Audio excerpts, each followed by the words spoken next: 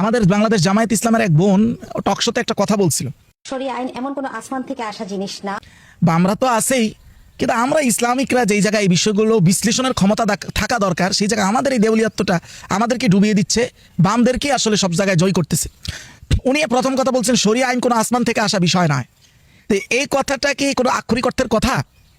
আমরা বাংলাতে রূপক অর্থে কিছু কথা ব্যবহার করি।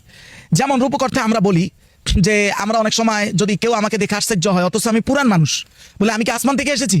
তা আপনি তো আসমান থেকেই এসেছেন, আপনার আশা সেই রুহের জগৎ, ঊর্ধ্ব জগৎ থেকেই তো এসেছেন। তাহলে আপনার এই কথার অর্থ কি? শরিয়া আইন আক্ষরিক অর্থে তো আসমান থেকে এসেছে, কিন্তু ওনার উদ্দেশ্য কি? শরিয়া আইন তো ফিতরাত, মানুষের যে স্বভাব স্বরূপ, মানুষের যে স্বভাব, এটার সাথে মিল বন্ধন রেখে শরিয়া আল্লাহ তাআলা দিয়েছেন। আর পৃথিবীতে শরিয়া তো শরিয়া এবং মুসলমানের কাছে তো শরিয়া কোনো নতুন বিষয় না।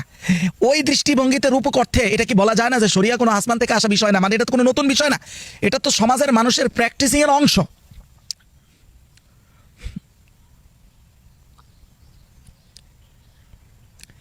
এবং এই কথা বলা, রূপক অর্থে এই ধরনের কথা বলা যে শিরিক বা হারাম নয়, এটা সবচেয়ে বড় প্রমাণ আপনি দেখেন আল কাউকাবুল ওয়াহাজ শারহ সহিহ মুসলিম ইবনে হাজ্জাজ, কিতাবটা দারুল মিনহাজ থেকে ছাপা হয়েছে, 2 নম্বর খণ্ড 547 নং পৃষ্ঠায় বলা হয়েছে জাহাবা ইলাইহি জামাহির আল উলামা, জমহুরে উলামায়ে কেরাম এবং ইমাম শাফিঈ সহ ওনারা এই মতে পৌঁছেছেন যে আরব দেশে যখন বলতো যে মুতিরনা বিনাউই কাজা, অমক তারকার কারণে আমার বৃষ্টি পাইছি, কেউ যদি বিশ্বাস করে যে ওই তারকাটাই বৃষ্টি দিছে, নিশ্চিত শিরিক হবে।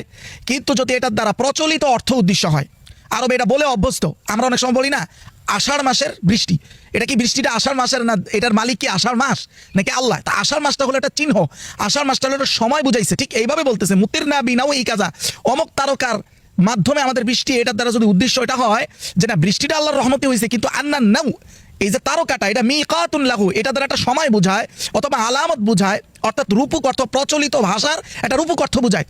তাহলে ওনারা বলেন যে এটা সম্পূর্ণ জায়েজ। হ্যাঁ, তবে কেউ কেউ বলেছেন এটা মাকরু, অর্থাৎ এটা শুনতে যেহেতু অন্যরকম শোনা যায়, তাও কোন ধরনের মাকরু? ওয়াজহার কারাহিয়াতুহু, এটা লাকিন্নাহা কারাহিয়া তানজিহা, তবে এটা মাকরুহে তানজিহি। মাকরুহে তানজিহি কাকে বলে? লা ইসমা ফিহা, যেটার মধ্যে কোনো অপরাধই নাই, আর আপনারা এটা অপরাধ বানিয়ে দিলেন। এই যদি আমাদের শরিয়ার জ্ঞান হয়। 3 নম্বর বিষয় হলো তিনি বলেছেন শরিয়া আইন প্রতিষ্ঠার পরে কেউ কি প্যান্ট পরতে পারবে? ওই ইসলাম কায়েম করলে একটা মেয়ে যদি চায় হাফ প্যান্ট পরে চলতে পারবে, সেখানে অবশ্যই পারবে, কেন পারবে? একজন মহিলা এটা প্রশ্ন করেছেন, তো এখানে উনি কি বলেছেন? কেন পারবে না, এই কথাটাই বলেছেন না। আপনি কি এই কথার হাকিকত বুঝেছেন? এটাকে শরিয়া বলা হয় তাদাররুজ। যেমন আগে আমি একটা কিতাবে দলিল দিই, তারপরে তাদাররুজ পরে আমি এখানে বলবো যে কিভাবে তাদাররুজ হচ্ছে।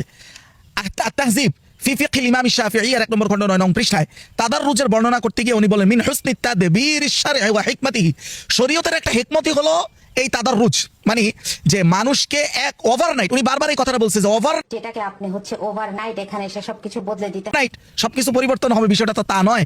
ঠিকই তাদাররুজ হলো একটা কদিয়ার পরে আরেকটা কদিয়া, একটা বিষয়ের পরে আরেকটা বিষয় আস্তে আস্তে মানুষের মধ্যে অ্যাপ্লাই করা, যাতে তাদের স্বভাবের সাথে এটা এত একদিনে ওভারনাইট এটা যে কন্ট্রাডিকশন না হয়ে যায়। তো এটা তো শরিয়ায় স্বীকৃত। আমি রসুলের জামানা থেকে এই জামানা থেকে 2টা বিষয় দেখায় তারপরে আমার বোনের এই কথার বিষয়টা আসবো। উনি যে কথা বলছে ফ্যান পড়তে পারবে কি পারবে না মহিলারা, রাসূলুল্লাহ সাল্লাল্লাহু আলাইহি ওয়াসাল্লামের সময় যখন মক্কা বিজয় হয়, তখন রাসূলুল্লাহ কি বলেছিলেন? সমস্ত মুশরিকদেরকে, যারা দাগী আসামি না তারা ছাড়া সবাইকে কি বলেছিলেন না, মক্কায় তোমরা ওয়া আনতুমুত তুলাকা, মানে তোমরা আজ থেকে মক্কায় সম্পূর্ণ স্বাধীন। কিন্তু এইটা তো তখন স্বাধীন ছিল, কিন্তু এটা কি চিরজীবন স্বাধীন হওয়া গেছে? না, এটাই হলো তাদাররুজ। স্বাধীন এ কথা সত্য, তবে কতক্ষণ স্বাধীন ছিল? যতক্ষণ পর্যন্ত ইসলামের ওই পরিস্থিতিটা না আসছে। এরপরে ঠিকই বিদায় হজের সময় স্পষ্ট আল্লাহর রাসূল ঘোষণা করে দিলেন আজকে থেকে মক্কা শরীফ মুশরিকদের জন্য মক্কার দরজা বন্ধ হয়ে গেল। যদি তারা আল্লাহ আয়াত নাযিল করে দিল ইন্নামাল মুশরিকুনা নাজাস ফালা ইয়াকরাবান্না মাসজিদাল হারাম, তারা মসজিদে হারামের কাছে আসবে না। এই কথাটাই তো সাথে সাথে মক্কা বিজয়ের সাথে সাথে বলা হয়েছে ওয়া আনতুমুত তুলাকা, হ্যাঁ তোমরা থাকতে পারো। এই পারবে অর্থ কি চিরস্থায়ী পারা নাকি সাময়িক পারা? তাহলে আপনি চিন্তা করলেন না, উনি যে বললো যে কেন পারবে না, এই পারাটা কোন পারা? আপনাকে তো এটা চিন্তা করার দরকার। হেকছেন তাহলে আমাদের পাশের মোল্লাদের দেশে যেই ইসলামী আমারত কায়েম হয়েছে তাদের উদাহরণে আসেন। প্রথম তারা টিভি চ্যানেলগুলোতে খোলামেলা মহিলারা যখন ইয়ে করতো, নিউজ কাভার করতো, প্রথমে আসার পরে তাদেরকে নেকাব পড়তে দিয়েছে, প্রথমে তা হিজাব পরেছে, তারপরে নেকাব পরেছে। একটা পর্যায়ে 4-5 বছর পরে আইসা এখন মোল্লাদের দেশে এখন নারীরা নিউজ পড়া এটা এখন নাই প্রায় মনে হয়। কিন্তু যেই দিন তারা ক্ষমতায় এসেছিল সেই দিনের পরেও দীর্ঘ একটা সময় নারীরা নিউজ পড়ছে না। এই যে পড়তে পারলো, এই পাড়াটা কোন পাড়া আপনি বুঝলেন না? তো এই যে আপনি দেখেন এক বোনের এই কথার পরে এই যে প্যান্ট পরতে পারবে এই কথাটা যে উনি হেকমতের জায়গা, ইসলামের হেকমতের জায়গা থেকে বলছেন, এটা আপনি না বুঝলেও আপনার চেয়ে ভালো ইসলাম বুঝে এই বামরা। ওদের বিরোধিতার জন্য এটা বুঝতে হয়। যদি ওরা নাই বুঝতো, যদি এই কথাটা হেকমতের নাই হইতো, তো ওরা খুশি হয়ে যাওয়ার কথা। ওই যে আমাদের সর্বশ্রেষ্ঠ কালের একজন বামপন্থী মানুষ, আমাদের ওই যে আপনারা যাকে ফজা পাগলা বলেন, আমি এই শব্দ নাই বললাম, ওনার চিনার জন্য বললাম, ওনার নামটাও আমার এখন মনে নাই। তো উনি যেরকম সুন্নি ভাইদেরকে বলে না যে এরা খাঁটি মুসলিম, অথচ উনি বামপন্থী, কিন্তু ওনার পছন্দ কাদেরকে? আমাদের বেরলবি ভাইদেরকে। কেন পছন্দটা মিলছে কি জন্য? কারণ বামপন্থীদের যা যা সুযোগ সুবিধা দরকার ইসলামের জায়গা থেকে, এটা ওনাদের কাছে তারা পায়। তো যদি এই বামপন্থীরা বোনের এই কথায় আস্থা পাইতো যে না আসলে তারা সেই ইসলাম কায়েম করবে না, তো তারাই প্রশংসা করতো যে হ্যাঁ এরাই সঠিক ইসলাম, এরাই হলো সঠিক ইসলাম, আর তোমরা হইলো সব উগ্রবাদী ইসলাম। তারা পক্ষে আসতে পারে না কেন এই কথা শোনার পরেও? কারণ তারা ওই হেকমতটা বুঝে, যেটা আমাদের মতো ধ্বজভঙ্গ, আমি আমার কথাই বলতেছি, আমাদের নিজেদের কথাই বলতেছি, এই পরিমাণ ইসলামী দেউলিয়াত্ব নিয়ে থাকি বিদায় তো আমাদের ব্রেন আর বামদের, আমি শব্দটা কষ্ট নিয়েন না, ওদের পিছনের সাইড আমাদের ব্রেডের সাইড মনে হয় সমান সমান।